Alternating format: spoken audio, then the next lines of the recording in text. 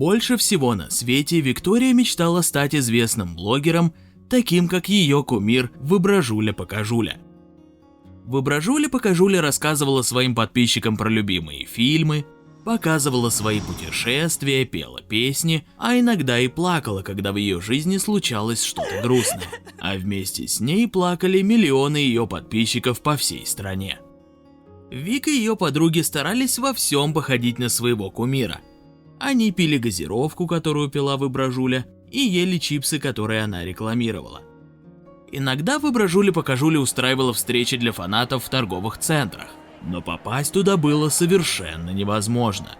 Тысячи ее поклонников с раннего утра собирались вокруг здания в ожидании Выбражули. Вика и ее подруги однажды попробовали встретиться с ней, но из-за большого количества людей встреча так и не состоялась. Их любимый блогер уехала раньше, чем до них дошла очередь. Чтобы девочки так не расстраивались, родители купили им футболки с портретами Выбражули. Вика целыми днями ломала голову над тем, как раскрутить свой собственный канал. Она снимала видео с распаковкой игрушек, но это никто не смотрел. Пробовала готовить различные блюда, но и это не пользовалось популярностью. Однажды Вика решила на своем канале показать, как самому дома сделать лизуна, но и это закончилось провалом. Ингредиентами, из которых должен был получиться лизун, Вика заляпала и новый компьютер, и волосы, и одежду. Родители смотрели на дочь и переживали за нее. Им было обидно, что видео, которые снимает дочь, так непопулярны. Однажды родители Вики дождались, когда она уйдет в школу, и достали листовки, на которых был написан призыв подписаться на канал их дочери. Они надели смешные костюмы и стали раздавать эти листовки всем прохожим. Папа был в костюме клоуна, а мама в костюме лисы. Прохожие смеялись над ними, снимали на видео, но листовки брали. За час родители раздали сотни листовок. Они были довольны собой, ведь теперь о канале их дочери знал почти весь город. Возвращаясь из школы, Вика случайно увидела, что в каждой второй мусорке на улице лежит листовка с ее портретом. Достав одну из листовок и стряхнув с нее остатки мусора, Вика увидела себя и призыв родителей подписаться на ее канал.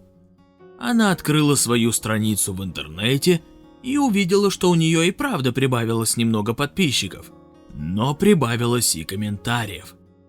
Люди высмеивали Вику, называли ее неудачницей, которая решила раскрутиться за счет своих родителей.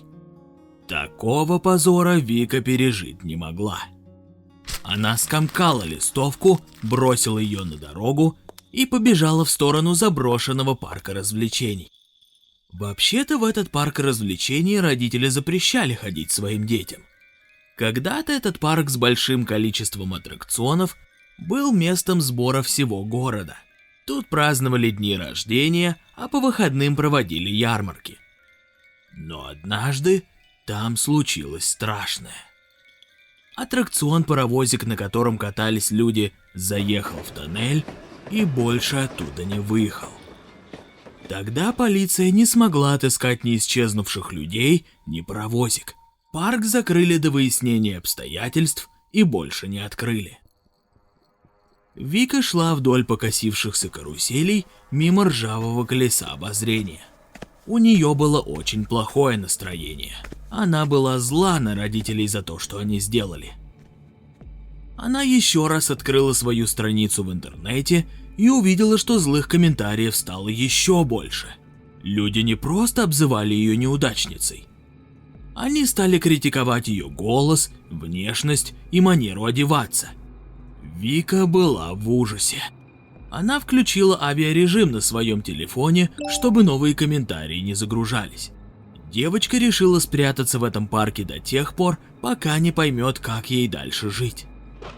С неба начали падать капли дождя, и Вика решила спрятаться в темном тоннеле, который был частью импровизированной железной дороги. В тот момент девочка еще не знала, что именно в этом тоннеле когда-то и пропали те самые люди, которых больше никто не видел. Вика шла по рельсам. Ей вдруг стало интересно, куда ведет эта дорога. Она не боялась темноты и поэтому шагала очень уверенно. Неожиданно где-то впереди она услышала металлический звук, как будто железный монстр спал и от шагов девочки проснулся и пытается встать.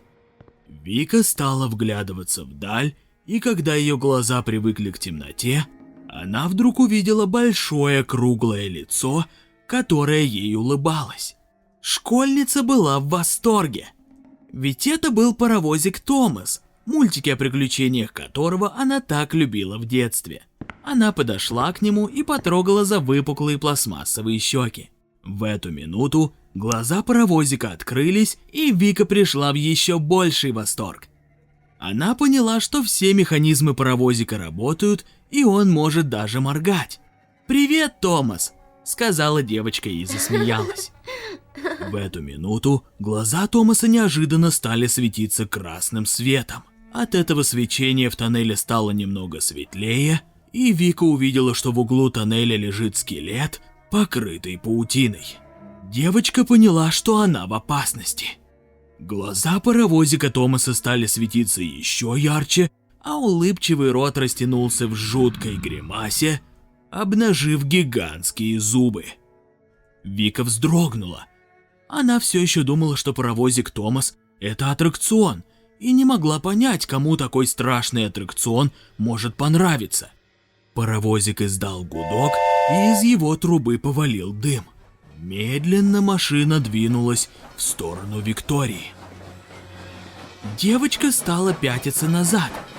Ей все еще не верилось, что ее любимый паровозик Томас может ее обидеть. Но когда Томас открыл свою зубастую пасть, Вика поняла, что она в опасности. Развернувшись в сторону выхода, она побежала. Паровозик поехал за ней.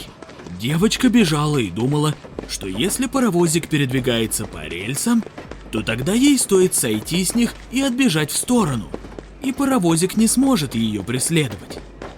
Выбежав из тоннеля, Вика спрыгнула с железной дороги как раз в тот момент, когда поезд зубами пытался схватить ее за одежду. Отойдя на безопасное расстояние, Вика поняла, что ей ничего не угрожает. Паровозик смотрел на нее злыми глазами. На парк уже опустилась ночь, и свечение его глаз было очень ярким. Девочка громко выдохнула, достала телефон, на котором по-прежнему был отключен интернет, и включила камеру. Она решила снять паровозик, чтобы потом показать друзьям. В эту минуту Томас начал дергаться и греметь. Откуда-то из-за головы у него стали появляться длинные ноги, как у паука. Вика была в шоке. Паровозику понадобилось всего лишь несколько секунд, чтобы вытащить длиннющие ноги и подняться высоко над железной дорогой. Издав протяжный гудок, на длинных ногах Томас двинулся в сторону Вики. Девочка закричала от ужаса. Не выключая камеры, Вика побежала в сторону колеса обозрения, которое давным-давно не работало. На покрытом пылью пульте управления она стала жать на все кнопки. И неожиданно старая карусель засветилась огнями, откуда-то заиграла музыка, и старое колесо обозрения с жутким скрипом стало двигаться. Вика поняла, что это ее спасение. Она бросилась к проезжающей кабинке, запрыгнула в нее и захлопнула стеклянную дверь. Ржавое колесо поднимало ее высоко над городом. Паровозик Томас смотрел на нее зловеще снизу. Вика продолжала снимать. Ей до сих пор не верилось в происходящее. Паровозик Томас встал на задние ноги, передними уцепился за колесо обозрения и как по паутине стал передвигаться вверх в сторону девочки. Вика была в шоке. Она никак не ожидала, что паровозик Томас способен на такое. Она, не отводя камеры от монстра, молилась, чтобы кабинка, внутри которой она находилась, доехала вниз быстрее, чем до нее доберется Томас. В эту минуту послышался металлический скрежет, и колесо обозрения наклонилось. Ржавые конструкции под тяжестью паровозика Томаса, который хоть и был частично пластмассовым, но все равно весил прилично, прогнулись. Шестеренки стали рассыпаться, и ход движения кабинок замедлился. Когда до земли оставалось всего 3 метра, Викина кабинка замерла на месте, и к ней приближался паровозик Томас. Девочка развернула камеру к себе и обратилась к родителям и к друзьям. Сказала, что если вдруг не выживет, то чтобы знали, что она их любит, и если они по ней будут скучать, пусть смотрят видео на ее непопулярном канале.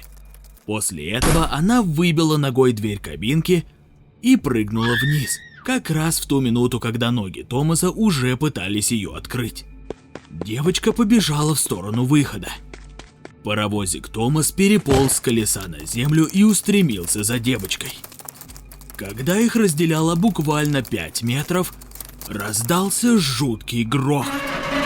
Гигантское колесо обозрения сорвалось с прогнивших креплений и рухнуло вниз, всей своей массой придавив Томаса к земле. Ноги Томаса торчали в разные стороны. Из трубы вырвался последний дымок, и красные глаза его потухли. Добравшись до дома, девочка обнаружила, что ее родители очень взволнованы. Все это время они не могли с ней связаться. Она решила на них не обижаться, ведь в конце концов они старались ей помочь. Родители сказали ей, что видео, на котором они в костюмах раздают листовки, стало вирусным. Его посмотрели 1000 человек, и на ее странице 1000 новых подписчиков, которые оставляют добрые комментарии. Вика включила интернет на телефоне. Она не верила своим глазам. Буквально за вечер ее аудитория выросла в десятки раз, а злые комментарии растворились в сотнях хороших. И даже Выбражуля-покажуля написала ей восторженный комментарий и предложила сделать совместное видео. Вика была в восторге. Родители обняли ее. Они были рады тому, что помогли дочери. Папа спросил Вику, о чем же будет ее новое видео. Вика сощурила глаза, сжала свой телефон и сказала, что ее новое видео будет просто пушка. Если тебе понравилась эта история и ты хочешь как можно больше крутых видосов на канале Аниматор, то обязательно ставь лайк под этим видео, пиши комменты, подписывайся на наш канал и не забудь нажать на колокольчик. Оставайся с нами!